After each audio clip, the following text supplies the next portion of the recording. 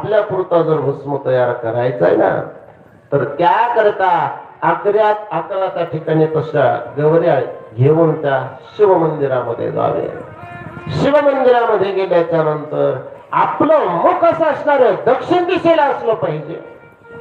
शिवमंदिराच्या कोणत्याही कोपऱ्याला तुम्ही जाऊन नसा, आपलं मुख दक्षिण दिशेला असलं पाहिजे. म्हणजे शिवमंदिरामध्ये ज्या ठिकाणी शिवमंदिराची जलधारा आहे ना, जिकडून पाणी पडतंय ना, त्या दिशेला आपलं तोंड आणि आपल्या तोंडाच्या समोर, आपल्या मुखाच्या समोर त्या ठिकाणी त्या सर्व गौऱ्या मांडाव्या. यज्ञकुंडात त्या ठिकाणी आपल्याला भेटत आहे, तर त्या यज्ञकुंडामध्ये सगळ्या गौऱ्या काष्टा सगळ्या टाकाव्यात.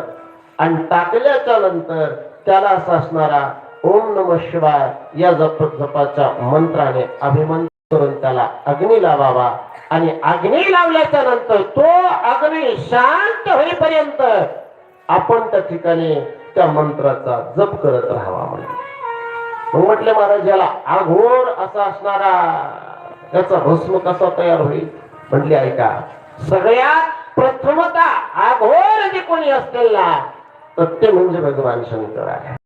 अघोरी दीक्षा भगवान शंकरापासून निर्माण झालेली आहे. अघोरी मंत्र जो आहे तो भगवान शंकराचा आहे. अघोर जी असणारी जी प्रथा आहे, म्हणजे असणारा आश्रम आहे ना, ज्या 4 आश्रमापैकी जो 5वा जो आश्रम आहे तो अघोर आहे. तर हा अघोर आश्रम असणाऱ्या भगवान शंकरापासून निर्माण झालेला आहे. म्हणून त्यांच्या मंदिरामध्ये शिवरात्रीच्या दिवशी महाराज म्हणतात, प्रत्येक मंदिरामध्ये साक्षात भगवान शंकर त्या शिवलिंगामध्ये स्थित असतात. भगवान शंकर पाहत असतात. हे ते जे शिवमंदिर आहे ना, जे आत्मलिंग आहे ना, ते दर शिवरात्रीला जागृत झालेलं असतं.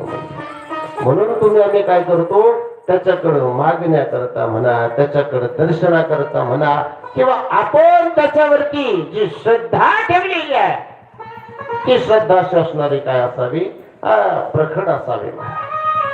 त्यातली त्या स्वयंभू मंदिर ज्या ठिकाणी आहे, याची प्राणप्रतिष्ठा झालेली आहे, स्वयंभू मंदिर पाहिजे. ज्या ठिकाणी स्वयं भगवान शंकर उदित झालेले आहे. आपलं भाग्य आहे महाराज. आपण कोणत्या जन्मी पुण्य केलं होतं माहित नाही, पण आपलं एवढं भाग्य आहे की आपल्याला आपल्या जवळ स्वयंभू मंदिर आहे. कुठे? नारायणगडावर. हे केलं भाग्य आहे आपलं की ते स्वयंभू मंदिर. बरं, 12 वर्षाला एक शिवपिंड त्या ठिकाणी निर्माण होते.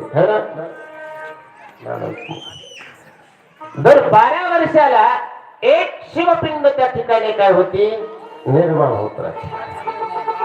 त्याला स्वयंभू म्हणतात. कुठून आणण्याची गरज नाही.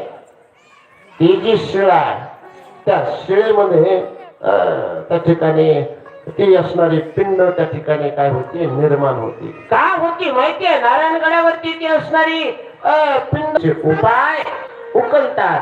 लक्ष्मी प्राप्ती करता आपल्याला त्या ठिकाणी काय होते, त्या ठिकाणी सगळं वाटा मोकळ्या होतात.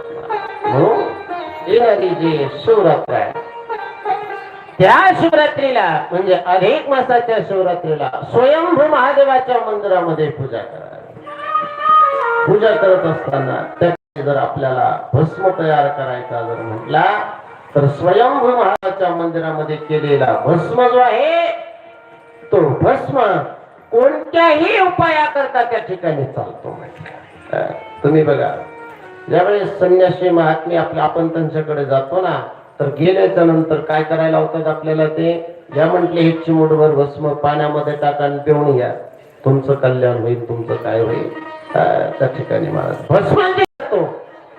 तुम्ही कुठेही जा, कोणाकडेही जा, फक्त त्या भस्माचे प्रकार वेगवेगळे आहेत. श्वेत भस्म जो आहे तो कपाळाला लावण्याकरता. श्वेत भस्म जो आहे, जसं आपण चंदन लावतो ना, तर शैवामध्ये त्या असणाऱ्या भगवान शंकराच्या उपासना करणारे जे शैव आहेत ना, त्यांना तो असणारा भस्म त्या ठिकाणी गंध म्हणून त्या ठिकाणी लावतात.